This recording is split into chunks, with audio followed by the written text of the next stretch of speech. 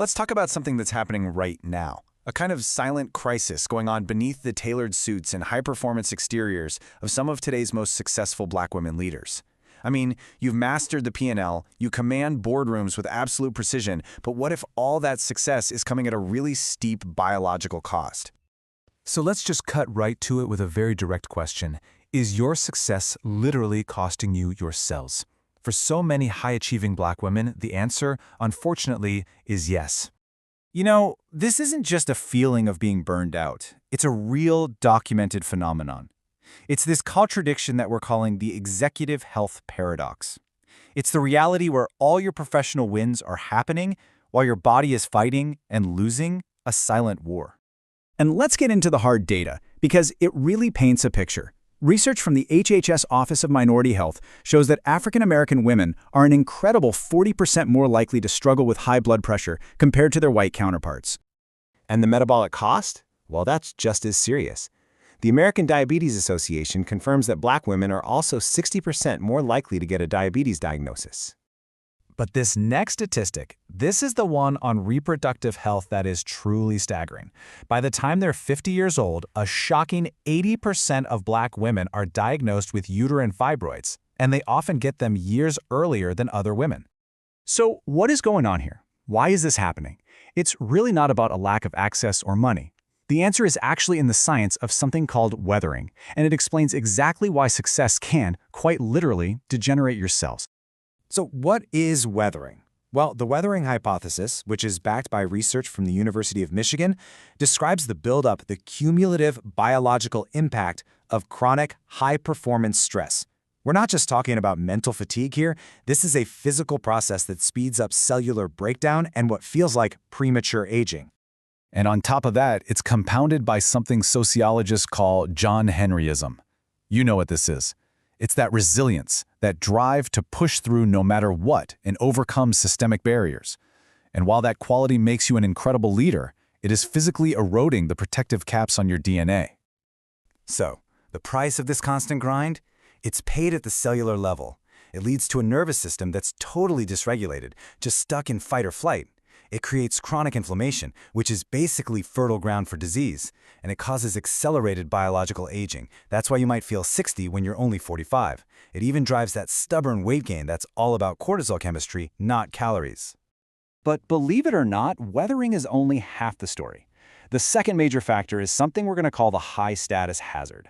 And this is all about the luxury deception, where dangerous environmental toxins are hiding in the very products you're using to maintain your executive image.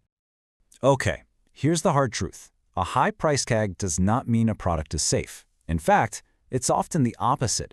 Premium, high-end products can contain higher concentrations of undisclosed, hormone-disrupting chemicals.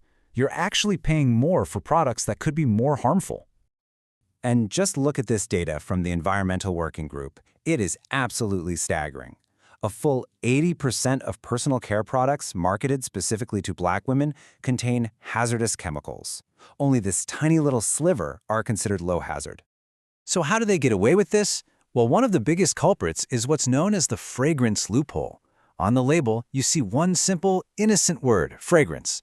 But the reality, it's an undisclosed chemical cocktail of things like phthalates and hormone mimics that can just wreak havoc on your entire system. And this brings us to a really important term, obesogens. These are chemicals, often hiding in those luxury cosmetics and hair treatments, right under that fragrance label, that literally command your body to store fat. It doesn't matter what you eat, these chemicals are telling your cells to hold on to weight. Okay, so we've laid out the problem, and it's a lot. I get it. Now what's the solution? We're not talking about another diet here. We're talking about a strategic biological intervention, a 48-hour cellular reset. This protocol is called DR48, and you should think of it as an Olympic-level intervention. It's designed for deep cellular detoxification, and it actually works 3 times faster than a traditional water fast to get the job done.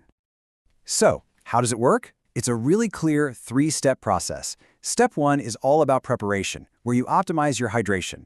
Step 2 is the 48-hour dry fast. That's right, no food and no water. This sends a powerful signal to your body to speed up its internal cleanup. And finally, step 3 is a very careful 48-hour refeed, where you restore nutrients and really lock in all those benefits.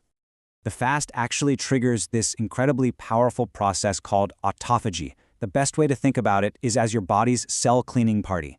It's where your system breaks down and recycles old, damaged parts, clearing out inflammation and hitting a deep reset button on dysfunctional cells.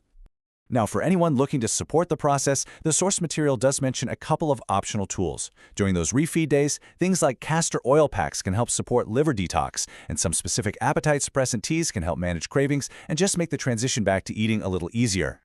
So the big takeaway here, the call to action, is really to reframe how you think about your health. It is time to apply the exact same strategic rigor to your biology that you apply to your business. Your health is not a luxury, it is a core asset. And that brings us to what's ultimately at stake. This is about so much more than just feeling better today. You are building a legacy. The real question is, will you be alive to live in it?